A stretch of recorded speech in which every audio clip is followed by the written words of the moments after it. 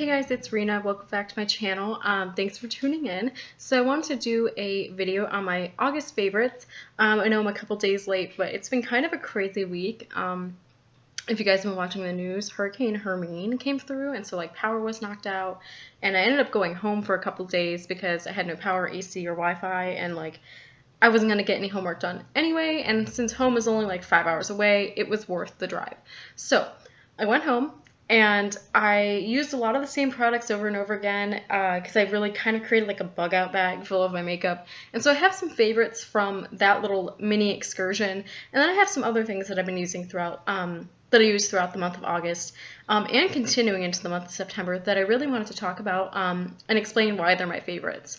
So I guess I'll get into the, nitty gritty, start off with the more boring things. It looks dirty, but I promise I have been cleaning it. This is my Real Techniques, I can't remember what it's actually called, but it's their normal face sponge.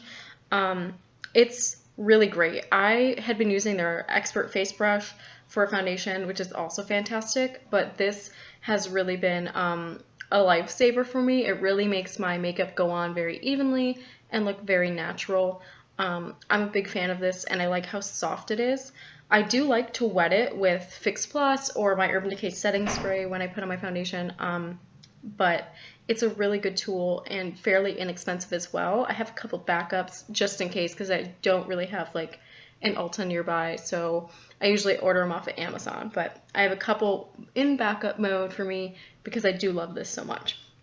Okay, keeping on with the more like boring items, I think I've had this in a favorites before, but it's like officially broken a little bit. This is my Wet n Wild Brulee eyeshadow. Yeah, you can tell like the top actually came off yesterday, cracked, but I have a couple backups of this as well, just because none of the CVS or Walgreens or anything around me actually have this shade ever. So I ordered it off of Amazon last semester, but I love this eyeshadow, obviously. Like, I've used it so much. I like it for days when I don't really want to wear a lot of makeup, or if I'm wearing a bold lip and I want to keep my eyes really, really simple. I'll wear this basically with liner and mascara and I'm good to go. It makes the most perfect highlight for me. So that's really why I reach for it. That's why it's panned so much, because I use it as a highlighter every day on my brow bone. Next, I have this eyeshadow primer, which is very surprising for me because I use Urban Decay religiously and have for the past 9 years, maybe even 10 years. It's basically been the only primer I've used besides trying out like Too Faced and trying out, I think, Benefit I've tried before. But this is the Wet n Wild Photo Focus eyeshadow primer. Just looks like this. I ended up paying about $2 for it because I had some CVS extra bucks, but it's normally $4.99, I think, and that is a fantastic deal. This stuff is amazing.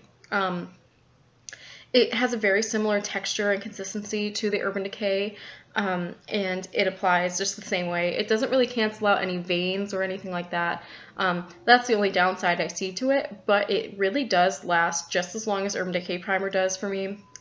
A standard 9 hours, 8 to 9 hours, and sometimes even longer, depending on the eyeshadow formula. But this stuff is really fantastic. I think for the price, you can't beat it. Half of the time I can't tell the difference between this and when I wear Urban Decay, so I think that is really amazing if you're looking for a new primer or something, or you're on a budget and you want something that's going to perform just as well as something that's high-end. This stuff is great.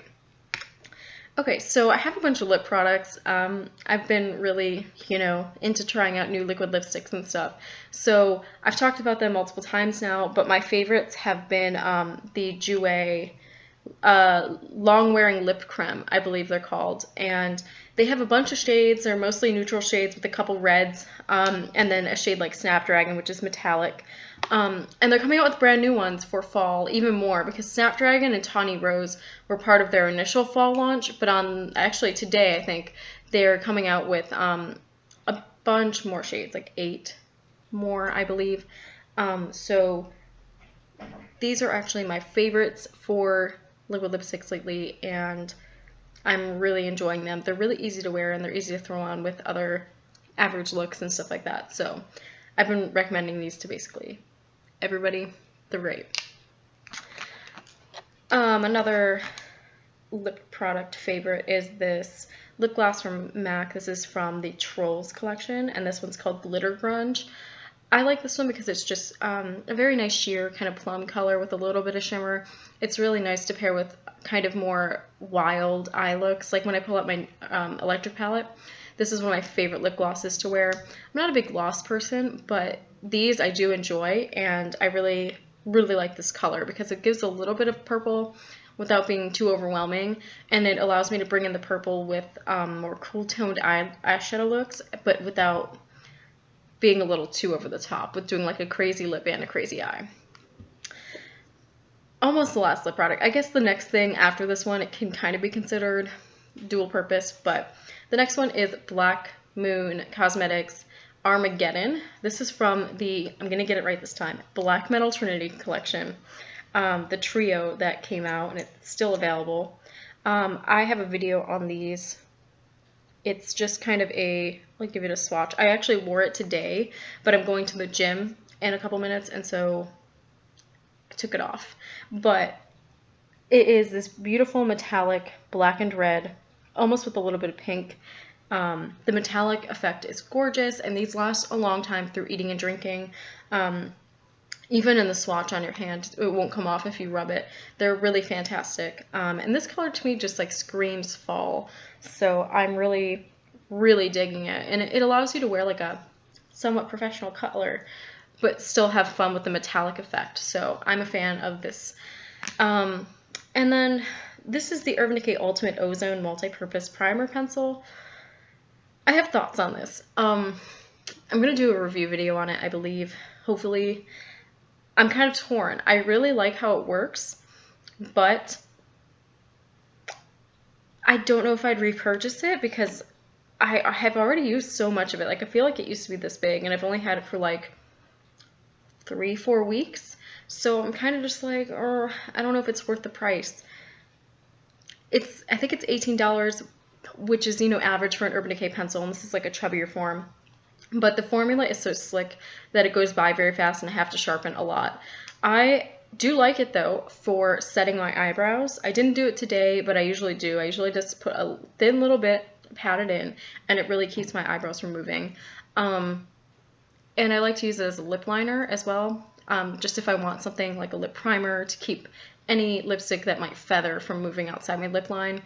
Apparently you can also use it as an eyeshadow primer. Have not tried it like that, but hopefully I will before I, you know, do a video on it. I want to use it in all aspects that they advertise. But I like it.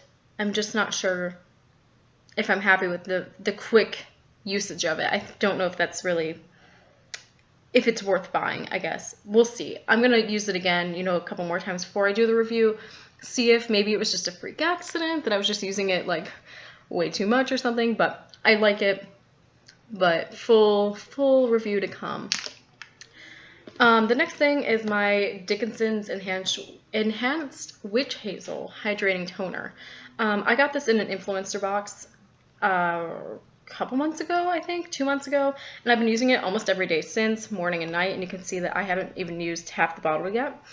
So I was sent this for consideration. I'd never used the toner before, but I really do enjoy this.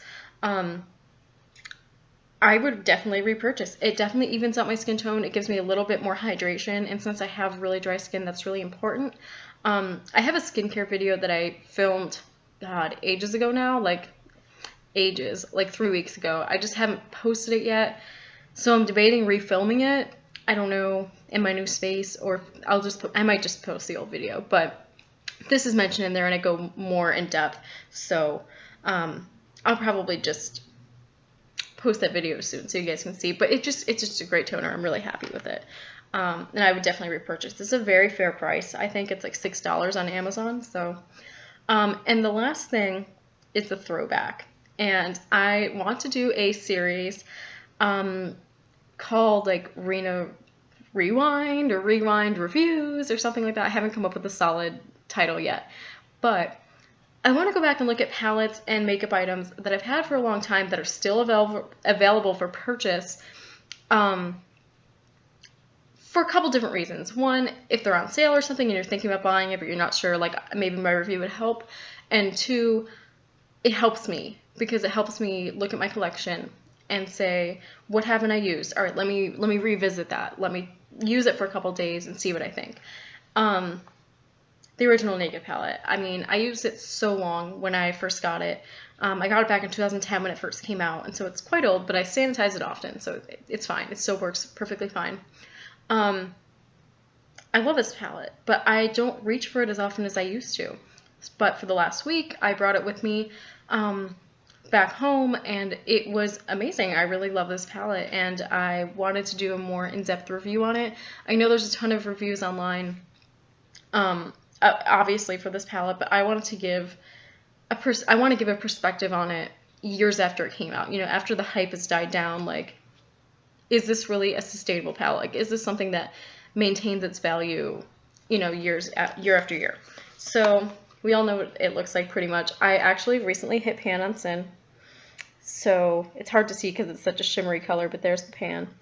Yeah, I did quite a few looks with this in the last week and a half, and I've been reaching for it more often now after revisiting it. So hopefully I will have that review up soon. I've just been loving this because it's just so easy to pick out looks from it, and they all look so nice with different lip colors. But yeah, I'll do a more in-depth review on that when I eventually get around to doing like Rena revisits. So I hope you guys enjoyed the favorites video for August. I want to keep doing these, so yeah, we'll figure it out. I have one more favorite that's kind of not makeup, and I want to do a whole video on this as well. And this is the it's not closed, but the Goodness Rockstar bag. You can kind of see how it has this really awesome duochrome thing going on. This bag has been amazing. It's so large on the inside, and you can really fit so much, and that's something I was missing with my other purses. And it's a fashion statement for sure. Like, you can wear like a plain V-neck like I like to do and then dress it up with that purse. So I won't get into too many details about it because I really do want to do a whole review on it since I've really been liking it. Shout out to Fira though for like repping this purse and making me want it, because it's, yeah, her review and multiple videos on it really made me more interested, and I got a good deal on it. So yeah, I hope you guys enjoyed watching, and I will talk to you guys soon. Please like, comment, and subscribe if you want to, and yeah, I will see you guys in the next video.